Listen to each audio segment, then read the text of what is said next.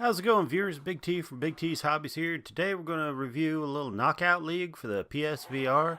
And the first thing you need to know is that this is not a realistic boxing simulation. If you try to play it like one, you're not going to do so hot. Trust me, I tried. Throwing wild punches, they're either going to be blocked, pass through the opponent, or be completely ignored. If you try to block an incoming punch with just one arm, or you try tying up your opponent, you're going to get knocked out quick. This game plays a lot better if you think of it as the spiritual successor to the Punch-Out series that played out on the old Nintendos. The best way to describe the gameplay would probably be like a puzzle game inside of a boxing ring. I know it sounds silly, but it works, and it works well. There are some occasions where you'll be able to act first, but for the most part, you're going to do a lot better if you just react to what your opponent's doing. Like if they're taunting you, you punch them. If they swing at you, you dodge out of the way, then counter punch. Your opponent will usually have tells like they'll either flash red or they'll say, "Here comes the punch," or something to that extent. The puzzle part comes from knowing when you should duck, dodge, block, counter punch, try, fall down, beg for mercy. There's a lot of trial and error trying to play the game, but it's so much fun to learn each opponent's crazy punches and moves. The first couple of opponents are pretty standard, just regular boxers, nothing out of the league. They got their own little quirks, but nothing too crazy. But as you go on, you're going to find yourself facing opponents like a pirate with a sword, a mad scientist with stun rods for legs, and even an octopus. Each come with their own special moves and ring behavior, which keeps the game pretty interesting.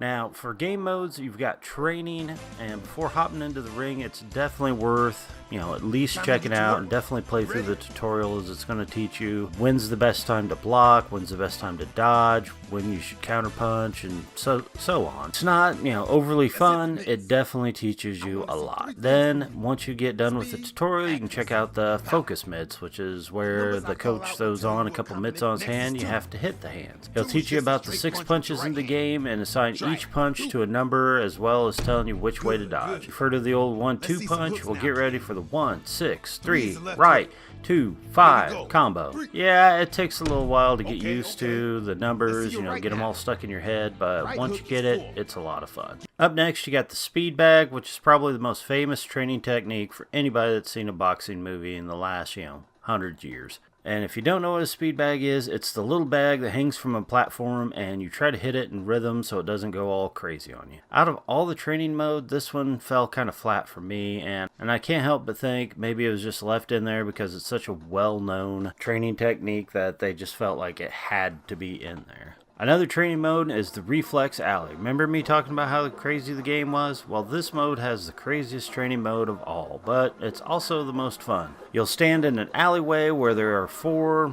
it looks like wood chippers, but they're some kind of launchers that sends out dumbbells, tennis balls, red and blue balloons. Each of these has an assigned move that you have to complete in order to navigate this move, such as dodge the dumbbells, block the balls, left punch the blue balloons, and right punch the red balloons.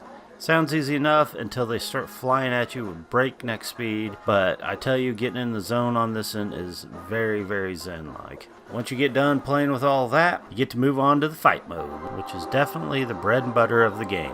There's 9 total boxers, there's 3 per division and 3 divisions. Each third bout's considered a title bout. After going through all the 3 divisions and all the 9 boxers, you end up in Grudge Mode, where you can fight the same characters, but like in the old Punch-Out games, this time they come back. They either hit harder, they're faster, they have new moves, It definitely keeps it interesting, so it's like there's 18 total boxers, just 9 of them have to be reskins. You start out with 1 opponent unlocked, and after you beat him, then you get to move on to the next. Probably my biggest complaint about the game is there's no slipping punches, where you just barely dodge out of the way and the punch just kind of slips right past your shoulder. No, you have to duck and dodge and get out of the way more than you think you should. Imagine doing a full squat in order to be able to duck, or, completely leaning way out of the way in order to dodge a punch. It definitely adds to the workout aspect of it, but it also feels a little overdone, and it makes it a little rough, especially in the later fights when you're trying to duck, dodge, counterpunch, because, if you're old and fat like me, then,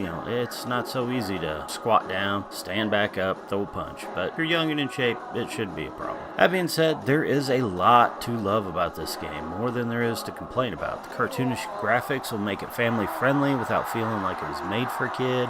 I played the game with my son. We're both about the same height, even though, we're definitely different builds. It worked out great for us, and I was kind of curious to see how it would work with my daughter since she's about 2 foot shorter than either one of us. She played it. She had a blast. Watching her play it was so much fun because she had the same view. I was afraid that it was going to be a case of when I'm fighting the guy, I'm going to look him straight in the eyes, whereas when she fought him, she'd be looking at his abs the whole time. No, the game does readjust itself. Speaking of which, there is an adjust option between every fight and training event. I highly suggest using it every few matches since you're going to be moving around a lot, and where you start out might be completely different than when you get ready to go into a new match. If you don't do it, what's going to end up happening is you're going to appear way too close to your opponent. I'm talking like, hey baby, how about a kiss close? Getting inside the opponent's head has never been so literal. For $30, this little piece of fun can be yours, and if you have a PSVR or a Vive, I would definitely recommend it. This game's a lot of fun. I have a feeling I might have to change my name to Medium T if I keep playing it because the workout aspect is so great. Till then, this is BigT saying be safe, have fun, and duck this punch, young blood.